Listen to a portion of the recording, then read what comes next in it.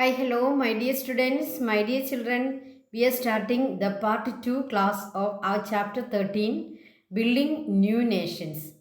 പ്രിയപ്പെട്ട കുട്ടികളെ, നമ്മുടെ ചാപ്റ്റർ 13 ഫസ്റ്റ് വീഡിയോ നമ്മുടെ ചാനലിൽ സോഷ്യൽ സയൻസ് ട്യൂട്ടർ ചാനലിൽ ഓൾറെഡി പബ്ലിഷ് ചെയ്തു. എല്ലാവരും നമ്മുടെ ഫസ്റ്റ് വീഡിയോ വാച്ച് ചെയ്യുക. അതിനുശേഷം അതിൻ്റെ കണ്ടിന്യൂവേഷനാണ് പാർട്ട് 2 വീഡിയോ. പാർട്ട് 1 വീഡിയോയിൽ നമ്മൾ എന്താണ് പഠിച്ചത്? അമേരിക്കൻ റെവല്യൂഷൻ്റെ reasons, independence of America, American റെവല്യൂഷൻ്റെ റീസൺസും വൺ ബൈ വൺ ആയിട്ട് നമ്മളവിടെ അനലൈസ് ചെയ്തു. അതുപോലെ തന്നെ അമേരിക്കയ്ക്ക് ഇൻഡിപെൻഡൻസ്, USA എന്ന പുതിയൊരു നേഷൻ്റെ ബിൽഡിംഗ് എങ്ങനെ നടന്നു എന്നത് നമ്മൾ ഫസ്റ്റ് 1 വീഡിയോയിൽ പഠിച്ചു.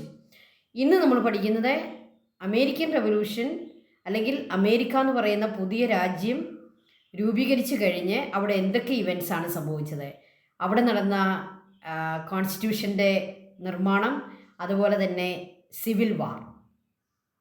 ഓക്കെ, അതാണ് ഇന്നത്തെ വീഡിയോയിൽ നമ്മൾ ഉൾപ്പെടുത്തിയിരിക്കുന്നത്. ഇന്നത്തെ ക്ലാസ്സോടുകൂടി നമ്മുടെ അമേരിക്കൻ റെവല്യൂഷൻ നമ്മൾ കംപ്ലീറ്റ് ചെയ്യുന്നു. അടുത്ത വീഡിയോയിൽ നമ്മൾ റഷ്യൻ റെവല്യൂഷനാണ് സ്റ്റാർട്ട് ചെയ്യുക. ഓക്കെ, അപ്പോൾ നമുക്ക് അമേരിക്കൻ റെവല്യൂഷൻ്റെ അതിൻ്റെ ആഫ്റ്റർ എന്ത് സംഭവിച്ചു എന്ന് നമുക്ക് ഇന്ന് പഠിക്കാം. Drafting A new constitution four America. നമുക്കറിയാം അമേരിക്കൻ കോൺസ്റ്റിറ്റ്യൂഷൻ ഏറ്റവും smallest കോൺസ്റ്റിറ്റ്യൂഷനാണ്.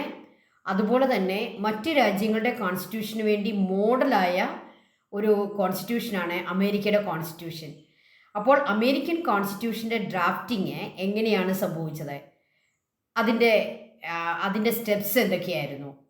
Constitution convention held at Philadelphia. നമുക്കറിയാം അമേരിക്കയുടെ ആ ഇൻഡിപെൻഡൻസുമായിട്ട് ബന്ധപ്പെട്ട പ്രധാനപ്പെട്ട എല്ലാ മീറ്റിങ്ങുകളും, എല്ലാ കോൺഗ്രസ്, അവർ മീറ്റിങ്ങിനെ കോൺഗ്രസ് എന്നാണ് വിളിക്കുക. കോണ്ടിനെൻ്റൽ കോൺഗ്രസ്സുകളെ 3, first continental Congress, second one, third one എല്ലാം ഫിലാഡൽഫിയയിലാണ് നടക്കുക. അപ്പോൾ കോൺസ്റ്റിറ്റ്യൂഷൻ കൺവെൻഷൻ നടന്നതും ഫിലാഡൽഫിയയിലാണ്. അമേരിക്കയിലെ എല്ലാ സ്റ്റേറ്റുകളും അവരുടെ റെപ്രസെൻറ്റേറ്റീവ്സിനെ അയക്കുകയും അങ്ങനെ ഒരു വലിയ കോൺസ്റ്റിറ്റ്യൂഷൻ കൺവെൻഷൻ ഫിലാഡൽഫിയയിൽ അവർ നടത്തുകയും ചെയ്തു. അവിടെ ആ കോൺസ്റ്റിറ്റ്യൂഷൻ കൺവെൻഷനിൽ 2 പ്രധാനപ്പെട്ട കാര്യങ്ങളാണ് അവിടെ നടന്നത്. First president of America George Washington, അദ്ദേഹമായിരുന്നു അതിൻ്റെ നേതാവ്. അപ്പോൾ അദ്ദേഹത്തെ ഫസ്റ്റ് പ്രസിഡൻ്റായിട്ട് സെലക്ട് ചെയ്തു. The colonies drafted the framework of the constitution called the Articles of Confederation. കോളനികളാണ് അവരുടെ കോൺസ്റ്റിറ്റ്യൂഷൻ്റെ ഫ്രെയിംവർക്ക് ഡ്രാഫ്റ്റ് ചെയ്യുകയും അത് ആർട്ടിക്കിൾസ് ഓഫ് കോൺഫെഡറേഷൻ എന്ന പേരിൽ കോൺസ്റ്റിറ്റ്യൂഷനാക്കി മാറ്റുകയും ചെയ്തു. അപ്പോൾ എല്ലാ കോളനികളുടെയും, നമുക്കറിയാം 13 കോളനീസ് ആയിരുന്നു, ഈ 13 കോളനികളുടെയും ഒരു പാർട്ടിസിപ്പേഷൻ കോൺസ്റ്റിറ്റ്യൂഷൻ ഫ്രെയിംവർക്കിലുണ്ടായി. അപ്പോൾ കോൺസ്റ്റിറ്റ്യൂഷൻ കൺവെൻഷൻ നടന്നു ഫിലാഡൽഫിയയിൽ. ഫസ്റ്റ് പ്രസിഡൻ്റായിട്ട് ജോർജ് വാഷിങ്ടൺ സെലക്ട് ചെയ്യപ്പെട്ടു. കോളനികൾ ഡ്രാഫ്റ്റ് ചെയ്ത കോൺസ്റ്റിറ്റ്യൂഷൻ്റെ ഫ്രെയിംവർക്ക് ആർട്ടിക്കിൾസ് ഓഫ് കോൺഫെഡറേഷൻ എന്ന പേരിൽ അവരൊരു കോൺസ്റ്റിറ്റ്യൂഷനാക്കി ഡ്രാഫ്റ്റ് ചെയ്തെടുക്കുകയും ചെയ്തു. ഓക്കെ, ആ രീതിയിലാണ് അമേരിക്കൻ കോൺസ്റ്റിറ്റ്യൂഷൻ്റെ രൂപീകരണം. Okay, then what were the main features of the constitution of United States of America. American constitution ഏറ്റവും സ്മോളസ്റ്റ് വണ്ണാണ്, ഏറ്റവും ഇമ്പോർട്ടൻ്റ് വണ്ണാണ്. ഇപ്പോൾ എന്തൊക്കെയാണ് അതിൻ്റെ മെയിൻ ഫീച്ചേഴ്സ്? നമ്മുടെ ഇന്ത്യൻ കോൺസ്റ്റിറ്റ്യൂഷൻ ഡ്രാഫ്റ്റ് ചെയ്തപ്പോഴും നമ്മൾ പ്രധാനമായും 2 കോൺസ്റ്റിറ്റ്യൂഷൻസാണ് മോഡലാക്കിയത്. ഒന്ന് ബ്രിട്ടൻ്റെ കോൺസ്റ്റിറ്റ്യൂഷൻ, 2 USA കോൺസ്റ്റിറ്റ്യൂഷൻ, അമേരിക്കയുടെ കോൺസ്റ്റിറ്റ്യൂഷൻ.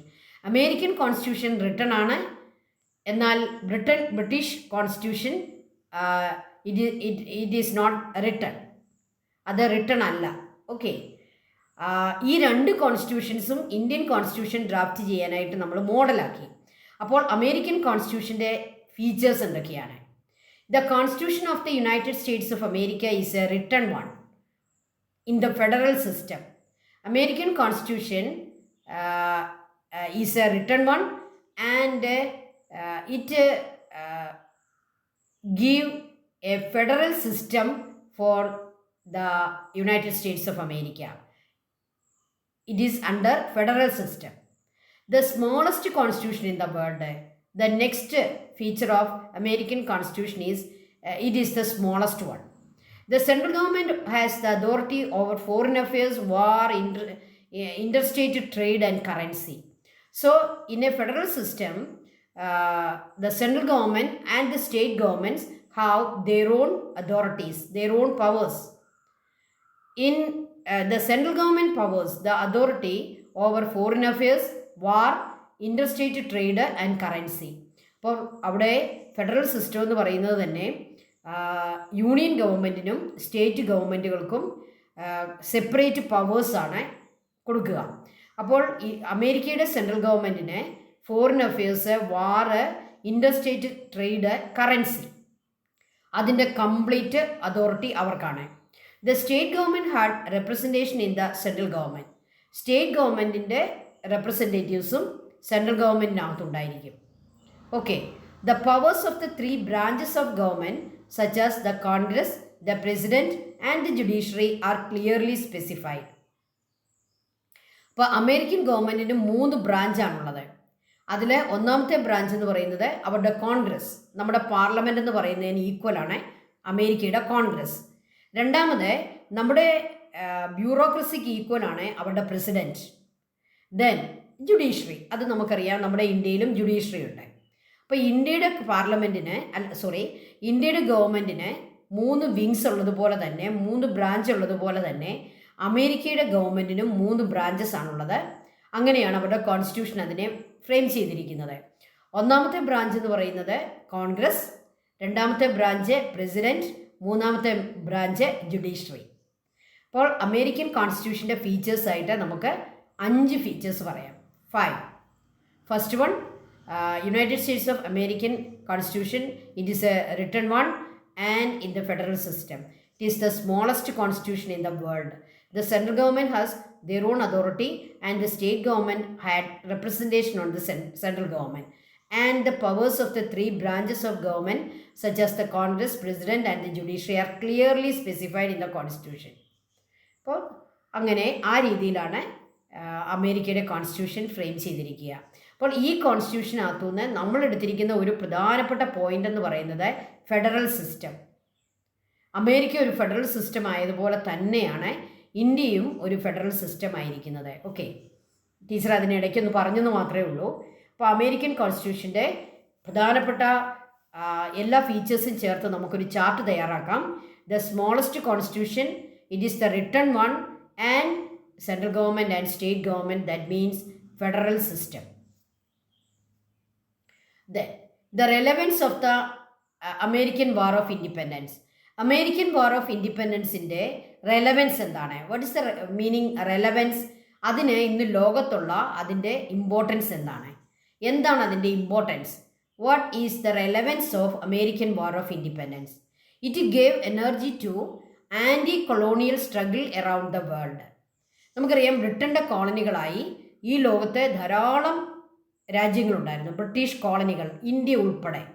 ഈ കോളനികളിലെല്ലാം ഒരു ആൻറ്റി കൊളോണിയൽ സ്ട്രഗിൾ ഉണ്ടാകാനുള്ള എനർജി കൊടുത്തത് അമേരിക്കൻ വാർ ഓഫ് ഇൻഡിപെൻഡൻസാണ്. അമേരിക്കൻ വാർ ഓഫ് ഇൻഡിപെൻഡൻസ് മറ്റ് കൊളോണിയൽ രാജ്യങ്ങൾ, കോളനി രാജ്യങ്ങളെ അവരെ സ്വാധീനിക്കുകയും ഒരു ആൻറ്റി കൊളോണിയൽ സ്ട്രഗിളിന് അവർക്ക് എനർജി കൊടുക്കുകയും ചെയ്തു. രണ്ടാമത്തെ ഇതിൻ്റെ ഒരു റെലവൻസ് എന്ന് പറയുന്നത് the first written constitution came into effect. ലോകത്താദ്യമായി ഒരു റിട്ടൺ കോൺസ്റ്റിറ്റ്യൂഷൻ നിലവിൽ വന്നു. ഇത് അമേരിക്ക ലോകത്തിന് കൊടുത്ത, അമേരിക്കൻ വാർ ഓഫ് ഇൻഡിപെൻഡൻസ് ലോകത്തിന് നൽകിയ ഏറ്റവും വലിയ അതിൻ്റെ ഒരു സംഭാവനയാണ്. First written constitution. Then it contributed the idea of modern republican government to the world. ലോകത്ത് അതുവരെയും അങ്ങനൊരു ഐഡിയ പോലും ഇല്ലായിരുന്നു. അമേരിക്കയാണ് ആദ്യമായിട്ട് റിപ്പബ്ലിക്കൻ ഗവൺമെൻറ് എന്നുള്ള ഒരു ഐഡിയ ലോകത്തിന് കൊടുത്തത്. എന്താണ് ഈ റിപ്പബ്ലിക്കൻ ഗവൺമെൻറ്? എലക്ട് ചെയ്യപ്പെടുന്ന ഒരു പ്രസിഡൻറ്റ്, അതാണ് റിപ്പബ്ലിക്കൻ ഫോം ഓഫ് ഗവൺമെൻറ്. ഇന്ത്യയും ഒരു റിപ്പബ്ലിക്കാണ്. കാരണം എന്താണ്? നമ്മുടെ പ്രസിഡൻറ്റും 5 വർഷത്തേക്ക് ഇലക്ട് ചെയ്യപ്പെടുന്നയാളാണ്. അപ്പോൾ ഇലക്ട് ചെയ്യപ്പെടുന്ന ഒരു പ്രസിഡൻറ്റ് അല്ലെങ്കിൽ ഇലക്ട് ചെയ്യപ്പെടുന്ന ഒരു ടോപ്പ് അതോറിറ്റി, ഇപ്പോൾ ഇന്ത്യയിലും അത് പ്രസിഡൻ്റാണ്, അമേരിക്കയിലും അത് പ്രസിഡൻ്റാണ്. അപ്പോൾ അങ്ങനെ ഇലക്ട് ചെയ്യപ്പെട്ട പ്രസിഡൻ്റുള്ള ഒരു രാജ്യത്തിൻ്റെ രൂപീകരണം ലോകത്തിന് ആദ്യമായി കാണിച്ചു കൊടുത്തത് അമേരിക്കൻ വാർ ഓഫ് ഇൻഡിപെൻഡൻസാണ്. അമേരിക്കയാണ് republican form of government. Then it contributed the concept of federal government to the world. Federal system എന്നുള്ള ഒരു സിസ്റ്റം തന്നെ ലോകത്തിന് ആദ്യം കാണിച്ചു കൊടുത്തത് അമേരിക്കൻ വാർ ഓഫ് ഇൻഡിപെൻഡൻസാണ്. എന്താണ് ഇതിൻ്റെ ഫെഡറൽ സിസ്റ്റം? ഒരു സെൻട്രൽ ഗവൺമെൻറ്റും സ്റ്റേറ്റ് ഗവൺമെൻറ്റുകളും ചേർന്ന ഭരണം.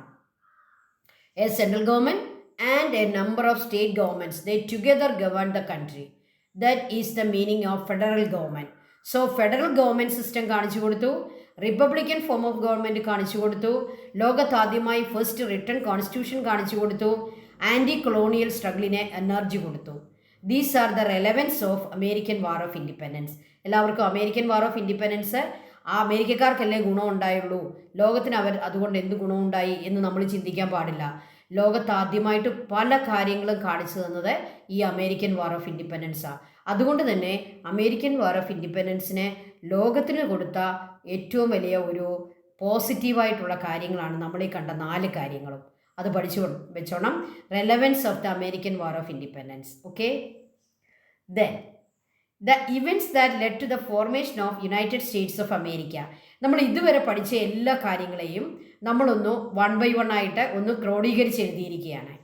ദ ഇവൻറ്റ്സ്, ഏതൊക്കെ ഇവൻറ്റ്സ് ആണ് അമേരിക്കൻ രൂപീകരണത്തിന്, United States of America USA എന്ന ആ ഒരു നേഷൻ്റെ ഫോർമേഷനിലേക്ക് കൊണ്ടുവന്ന എല്ലാ ഇവൻറ്റ്സും നമ്മൾ ഏറ്റവും ബാക്കിലേക്ക് പോയി തുടക്കം തൊട്ടുള്ള എല്ലാം നമ്മൾ എഴുതുക. അറ്റ് ദ ബിഗിനിങ് എന്താണ്? Declaration of independence, then colonial control, trade control, first continental Congress, second continental Congress, third continental Congress. ഇതെല്ലാം അവരുടെ പ്രധാനപ്പെട്ട ഇവൻറ്റ്സ് ആയിരുന്നു. Then philosophers, their ideas, then war between America and England, അമേരിക്കയും ഇംഗ്ലണ്ടും തമ്മിൽ നടന്ന ആ വാറ്, പാരീസ് ട്രീറ്റിയിലാണ് ബ്രിട്ടൻ അമേരിക്കയുടെ സ്വാതന്ത്ര്യം അംഗീകരിച്ചത്, അല്ലേ? ദെൻ കോൺസ്റ്റിറ്റ്യൂഷൻ കൺവെൻഷൻ അറ്റ് ഫിലാഡൽഫിയയിൽ നടന്ന കോൺസ്റ്റിറ്റ്യൂഷൻ കൺവെൻഷൻ, അവർക്ക് ഫസ്റ്റ് പ്രസിഡന്റ് ഉണ്ടായി, ഒരു കോൺസ്റ്റിറ്റ്യൂഷൻ അവർക്കുണ്ടായി. ഇത്രയുമാണ്. കോൺസ്റ്റിറ്റ്യൂഷനിലൂടെ വന്നു കഴിയുമ്പോൾ അമേരിക്കയുടെ ആ ഒരു രൂപീകരണം കംപ്ലീറ്റ് ആയി. ഒരു രാജ്യത്തിൻ്റെ രൂപീകരണം കംപ്ലീറ്റ് ആകുന്നത് എപ്പോഴാണ്? അവർക്കൊരു പ്രസിഡൻറ്റും ഒരു കോൺസ്റ്റിറ്റ്യൂഷനും ഉണ്ടാകുമ്പോഴാണ്. അപ്പോൾ അവിടെ വരെയാണ് നമ്മൾ എഴുതേണ്ടത്. ഓക്കെ, അപ്പോൾ ഇതുവരെ നമ്മൾ പഠിച്ച കാര്യങ്ങളെ നമ്മളൊന്ന് ബ്രീഫാക്കി എഴുതിയിരിക്കുകയാണ്. The events that led to the formation of United States of America. Okay, ഇനിയാണ് നമ്മൾ അമേരിക്കയിൽ നടന്ന ചില പ്രധാനപ്പെട്ട ഇവരുടെ, അപ്പോൾ അങ്ങനെ ഒരു പുതിയ നേഷനൊക്കെ ഉണ്ടായി. പക്ഷേ അവരുടെ കാര്യങ്ങളൊന്നും അത്ര സ്മൂത്ത് അല്ലായിരുന്നു. നമ്മൾ അമേരിക്ക പോലുള്ള ഒരു രാജ്യത്തെ ഇത്രയും അവരെ ബ്രിട്ടനുമായിട്ട് ഫൈറ്റ് ചെയ്ത് അവർ ഒന്നിച്ച് നിന്ന് അവരൊരു സ്വാതന്ത്ര്യമൊക്കെ ഇൻഡിപെൻഡൻസൊക്കെ നേടിയെടുത്താലും അവർ തമ്മിൽ ഭയങ്കരമായിട്ടുള്ള കോൺഫ്ലിക്റ്റ് നടക്കുകയും ഈവൻ ഒരു വാർ പോലും അവിടെ സംഭവിക്കുകയും ചെയ്തു. അപ്പോൾ എന്താണ് ഈ സിവിൽ വാർ എന്ന് പറഞ്ഞാൽ? Civil war means the war between the people of one country. Okay, ഒരു രാജ്യത്തെ ആളുകൾ തന്നെ പരസ്പരം വാർ ചെയ്യുന്നതിനെയാണ് നമ്മൾ സിവിൽ വാർ എന്ന് പറയുക. സാധാരണ നമ്മൾ വാർ എന്ന് ഉദ്ദേശിക്കുന്നത് എന്താണ്? People fight with other countries, fight with another country. Then civil war means A section of the people in A country fight with another section of that own country. Okay, അപ്പോൾ അമേരിക്കയിലെ ആളുകളെ 2 ഗ്രൂപ്പായിട്ട് തിരിഞ്ഞു, northern States and southern States. അമേരിക്കയിലെ സ്റ്റേറ്റുകളെ 2 ഗ്രൂപ്പായി. First northern States, second one southern States. there were so many conflicts between this northern states and southern states. അതിൻ്റെ reason എന്താണെന്നോ? Northern സ്റ്റേറ്റും southern സ്റ്റേറ്റ്സും തമ്മിൽ ഒത്തിരി ഡിഫറൻസ് ഉണ്ടായിരുന്നു. അപ്പോൾ നമുക്ക് ആ ഡിഫറൻസിലേക്ക് പോകണം. സിവിൽ വാർ ആൻഡ് യൂണിറ്റി എന്നുള്ള നമുക്ക് ഈ ഭാഗം ഒന്ന് നോക്കാം. If slavery is not wrong then nothing is wrong. Abraham Lincoln. നമുക്കറിയാം അമേരിക്കയുടെ എക്കാലത്തെയും പ്രസിഡന്റുമാരിൽ ഏറ്റവും ഫേമസ്, ഏറ്റവും ഹീറോ, ഏറ്റവും ഫേമസ് എന്ന് പറയാവുന്നത് എബ്രഹാം ലിങ്കണാണ്. അദ്ദേഹത്തിൻ്റെ ഒരു കമൻ്റാണ് നമ്മൾ ഈ കാണുന്നത്. If slavery is not wrong then nothing is wrong. എന്താണ് അദ്ദേഹം പറയുന്നത്? സ്ലേവറിയെ റോങ് അല്ലെന്ന് പറഞ്ഞാൽ ഒന്നും റോങ് അല്ല. That means slavery is wrong. അദ്ദേഹം ഉറപ്പിച്ച് പറയുകയാണ് സ്ലേവറി റോങ് ആണ്.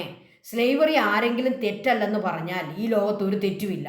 അപ്പോൾ ഈ ലോകത്ത് ഒരു തെറ്റുമില്ലെന്ന് പറയുന്നത് ശരിയാണോ? അല്ല, ലോകത്ത് ഒത്തിരി തെറ്റുകളുണ്ട്.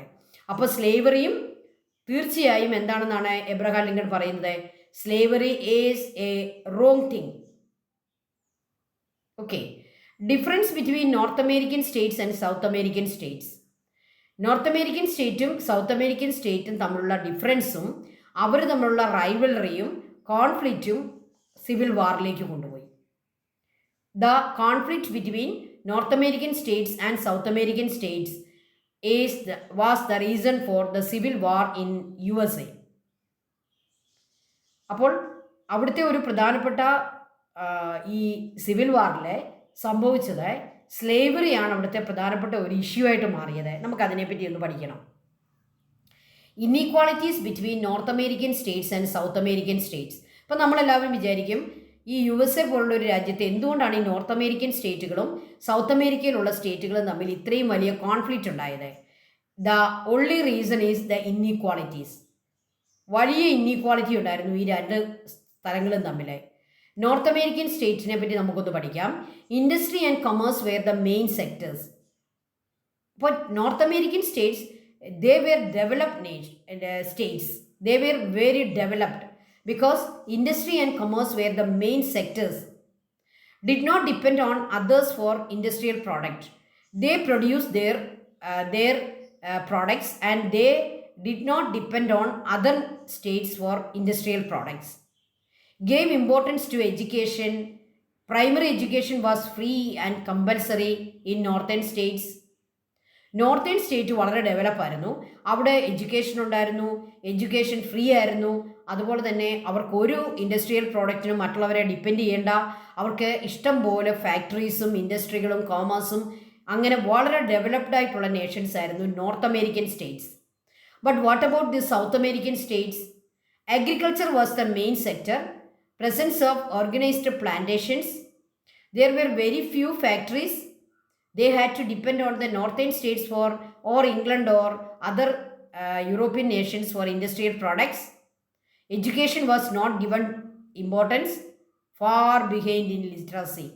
Literacy was very low. So South American states, they were not at all developed.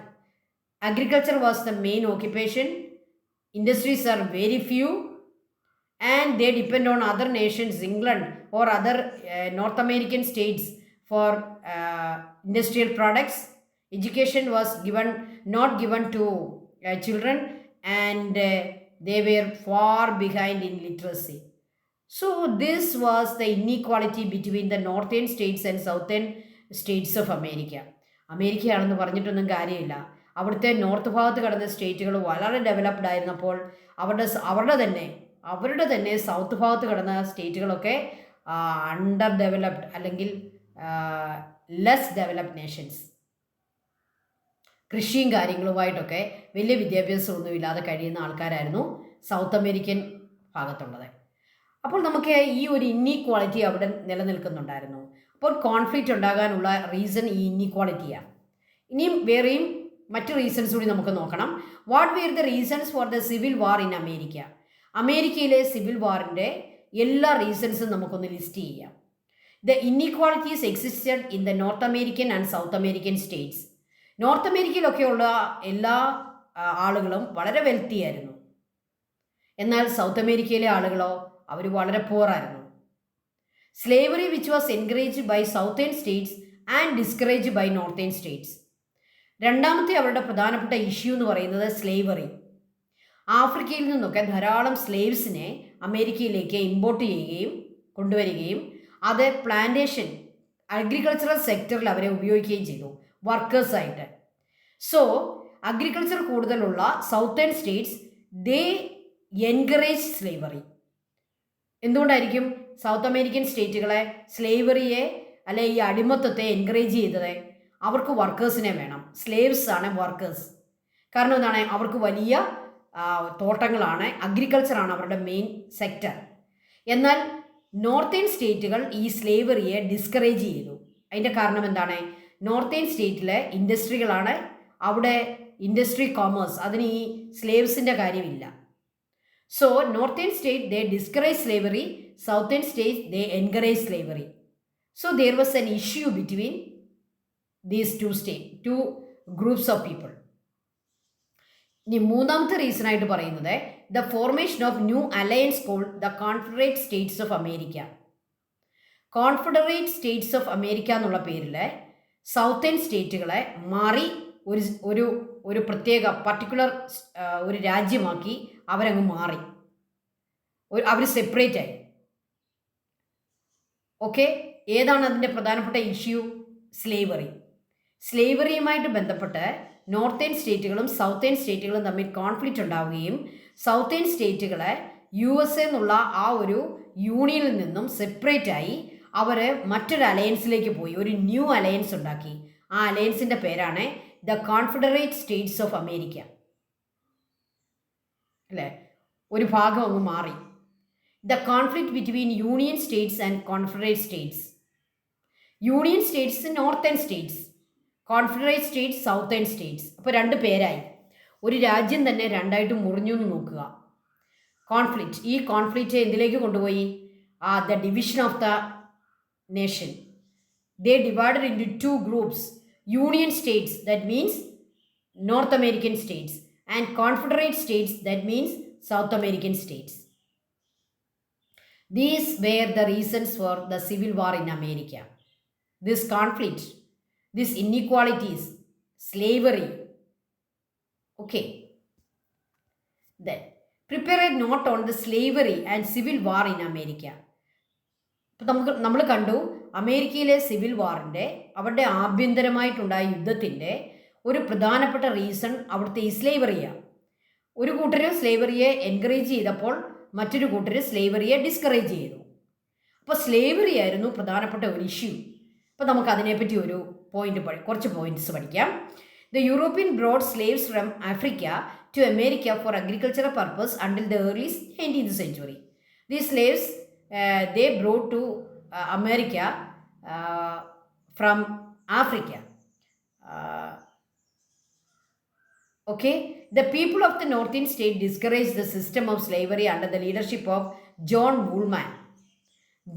Under the leadership of John Woolman, the North American states they discouraged the system of slavery.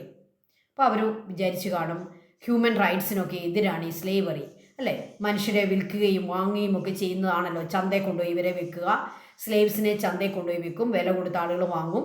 അപ്പോൾ അവർക്ക് യാതൊരു വിധത്തിലുള്ള ഹ്യൂമൻ റൈറ്റ്സും ഇല്ല, സ്ലേവ്സാണ്. Okay, അത് ശരിയല്ലെന്ന് ഈ north American സ്റ്റേറ്റുകൾക്ക് തോന്നി.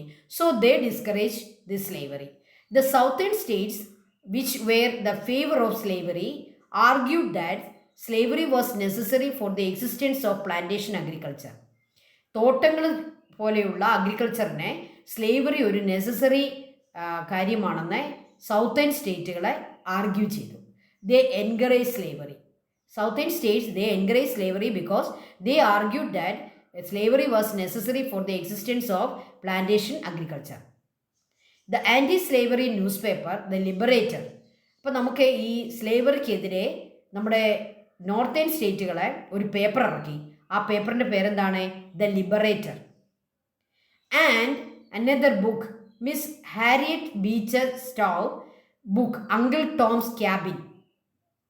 ലോകം മുഴുവനുള്ള ആളുകൾ വായിച്ച ഒരു ബുക്കാണ്, ഏറ്റവും ഫേമസ് ആയിട്ടുള്ള ഒരു ബുക്കാണ് അങ്കിൾ ടോംസ് ക്യാബിൻ.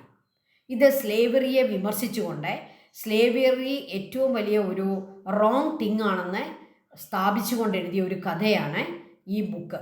അത് എഴുതിയത് ആരാണ്? Mrs Harriet Beecher Stone. ഈ പുസ്തകവും ഈ ന്യൂസ് പേപ്പറും, എന്താണ് newspaper? Anti slavery news പേപ്പറിൻ്റെ പേരെന്താണ്? The Liberator. Uncle Tom's Cabin, ആരാണ് അതിൻ്റെ author? Harriet Beecher Stone. Strengthen public sentiment against slavery. അങ്ങനെ ഈ പുസ്തകവും ഈ ന്യൂസ് പേപ്പറും ഒക്കെ ആളുകളുടെ മനസ്സിൽ ആൻറ്റി സ്ലേവറി ആറ്റിറ്റ്യൂഡ് സ്ലേവ്സിനോട് സെൻറ്റിമെൻറ്റ്സ് ക്രിയേറ്റ് ചെയ്യുന്നു. അപ്പോൾ ഇതാണ് സ്ലേവറിയുടെ ഒരു ഹിസ്റ്ററി.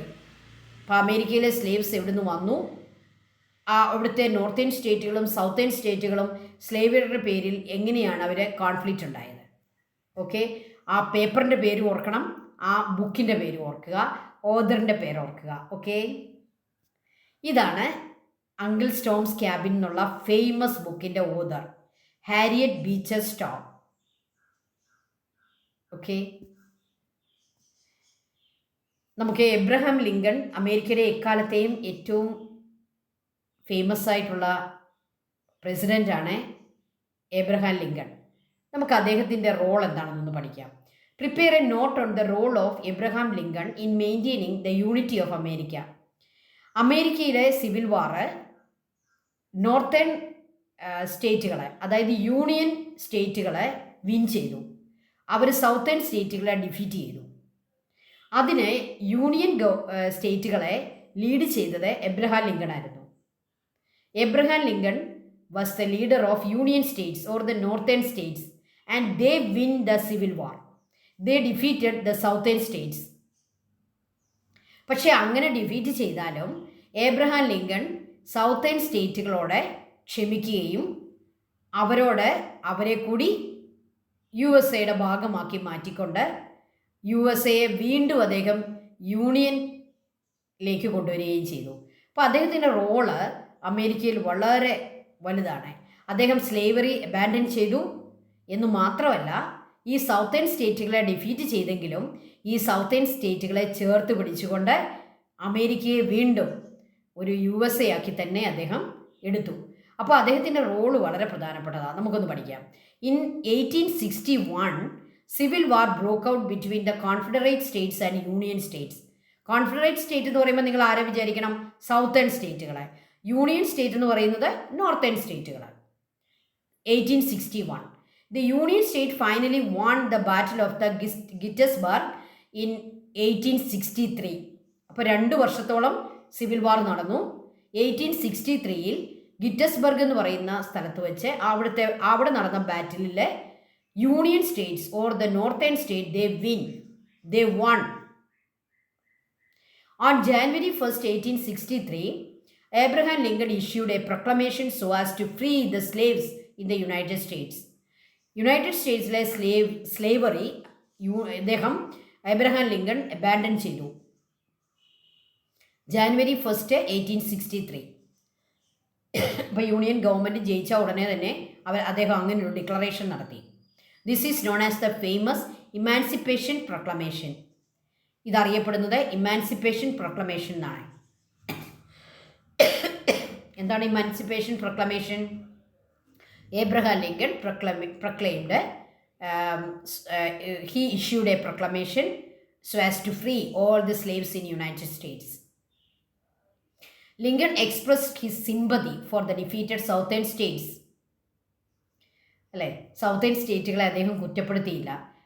അദ്ദേഹത്തിൻ്റെ ഗിറ്റസ്ബർഗ് ഒരു സ്പീച്ച് ഉണ്ടായി, എബ്രഹാം ലിങ്കൻ്റെ ഗിറ്റസ്ബർഗ് സ്പീച്ച്. അത് വളരെ ഫേമസ് ആണ്. നമുക്ക് നമ്മുടെ ഗൂഗിളിലൊക്കെ സെർച്ച് ചെയ്താൽ അത് കിട്ടും. നിങ്ങളൊന്ന് എടുത്ത് കേട്ടു നോക്കണം. ആ ഗിറ്റസ്ബർഗ് അദ്ദേഹത്തിൻ്റെ സ്പീച്ചിൽ അദ്ദേഹത്തിൻ്റെ സിമ്പതി സൗത്തേൺ സ്റ്റേറ്റുകളോട്, ഡിഫീറ്റഡ് ആയിട്ടുള്ള സൗത്തേൺ സ്റ്റേറ്റുകളോട് തൻ്റെ സിമ്പതി അദ്ദേഹം എക്സ്പ്രസ് ചെയ്യുകയും അവരെ കൂടി ചേർത്ത് നിർത്തുകയും ചെയ്തു. But he was assassinated by a separatist name John Wilkes Booth on April 1865. അപ്പോൾ ഈ വിജയത്തിന് ശേഷം എബ്രഹാം ലിങ്കണ് 2 വർഷമേ ജീവിച്ചിരിക്കാൻ പറ്റുകയുള്ളൂ. അദ്ദേഹം കൊല്ലപ്പെട്ടു. He was assassinated by a separatist. ഈ സെപ്പറേഷൻ വേണമെന്ന് പറയുന്ന ഒരു ആൾ, അദ്ദേഹത്തിൻ്റെ അയാളുടെ പേരെന്താണ്? ജോൺ വിക്കീസ് ബൂത്ത് ലിങ്കണെ വെടിവെച്ച് കൊന്നു. April 1865 ആണ് അദ്ദേഹത്തിൻ്റെ മരണം. ഓക്കെ, 63-ലാണ് ഇവർ വിജയിച്ചത്. 65-ൽ അദ്ദേഹം കൊല്ലപ്പെട്ടു. ഓക്കെ, അപ്പോൾ അദ്ദേഹത്തിൻ്റെ റോൾ എന്താണ്? ഈ USA വീണ്ടും USA ആക്കി മാറ്റിയത് എബ്രഹാം ലിങ്കണാണ്. അദ്ദേഹം സ്ലേവറിയെ അബാൻഡൻ ചെയ്തു. അതുപോലെ തന്നെ ഡിഫീറ്റഡ് ആയിട്ടുള്ള സൗത്തേൺ സ്റ്റേറ്റുകളെ അദ്ദേഹം ചേർത്ത് പിടിക്കുകയും ചെയ്തു. ഓക്കെ. എബ്രഹാം ലിങ്കൻ്റെ പിക്ചറാണിത്. അങ്ങനെ നമ്മൾ അമേരിക്കൻ വാർ ഓഫ് ഇൻഡിപെൻഡൻസ് അല്ലെങ്കിൽ ബിൽഡിംഗ് ഓഫ് USA കംപ്ലീറ്റ് ആക്കിയിരിക്കുകയാണ്. ഇന്ന് നമ്മൾ പഠിച്ച സിവിൽ വാർ, അതുപോലെ തന്നെ role of Abraham Lincoln, American കോൺസ്റ്റിറ്റ്യൂഷൻ്റെ റെലവൻസ് നന്നായിട്ട് പഠിക്കുക. Thank you children, thank you so much. അടുത്തത് USSR, റഷ്യയുമായിട്ട് നമുക്ക് നെക്സ്റ്റ് വീഡിയോയിൽ വീണ്ടും കാണാം. Thank you. May God bless.